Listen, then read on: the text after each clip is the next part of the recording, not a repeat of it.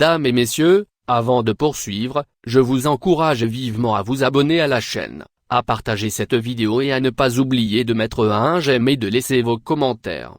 La situation actuelle à Niamey, la capitale du Niger, est marquée par une tension persistante depuis le coup d'État survenu fin juillet. Les développements récents sur le terrain ont mis en lumière une crise diplomatique grandissante entre la France et les nouvelles autorités nigériennes, créant une situation préoccupante à plusieurs niveaux.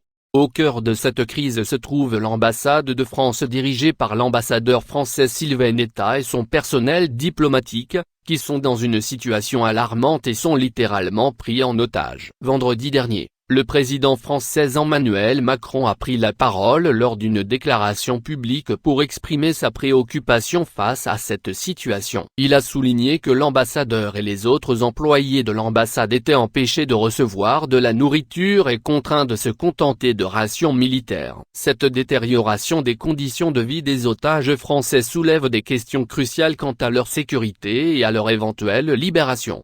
La question qui préoccupe actuellement l'opinion publique et la communauté internationale est de savoir si Paris va évacuer ses otages. Cependant, le président Macron n'a pas fourni de réponse claire à cette question. Il s'est contenté de souligner que le personnel de l'ambassade resterait au Niger en soutien à la démocratie, laissant ainsi planer le doute sur les démarches à venir pour résoudre cette situation critique. Des rapports antérieurs de la chaîne de télévision Al Arabiya ont révélé que les rebelles nigériens avaient refusé aux représentants diplomatiques de l'Union européenne et de l'Espagne la possibilité de rencontrer l'ambassadeur français. Une source anonyme de la chaîne a ensuite affirmé que les rebelles ne permettraient à l'ambassadeur français de rencontrer personne, à l'exception du personnel de l'ambassade. Cette restriction montre à quel point la situation est tendue et complexe sur le terrain, rendant difficile toute médiation extérieure. La ministre française des Affaires étrangères, Catherine Colonna, a également commenté la situation de l'ambassadeur Etta lors d'une interview télévisée. Elle a affirmé que M. Etta continuerait de travailler et resterait en poste tant que Paris le souhaiterait. Selon elle, l'ambassadeur et son équipe sont précieux pour les contacts qu'ils entretiennent, et une petite équipe reste toujours présente à l'ambassade. Cependant, cette déclaration ne donne pas de clarté sur les mesures concrètes que la France envisage de prendre pour résoudre cette crise. Outre la situation de l'ambassade de France,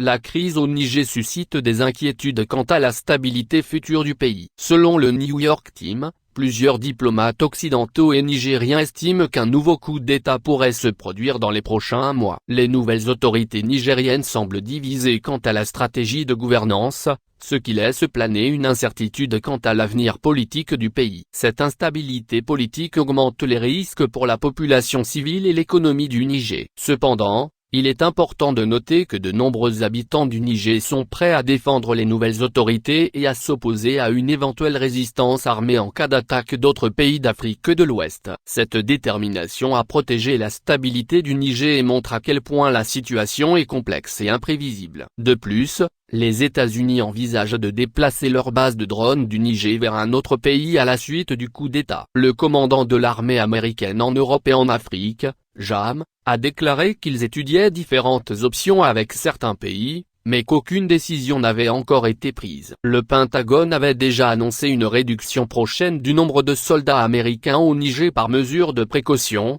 ce qui pourrait avoir un impact significatif sur la sécurité régionale.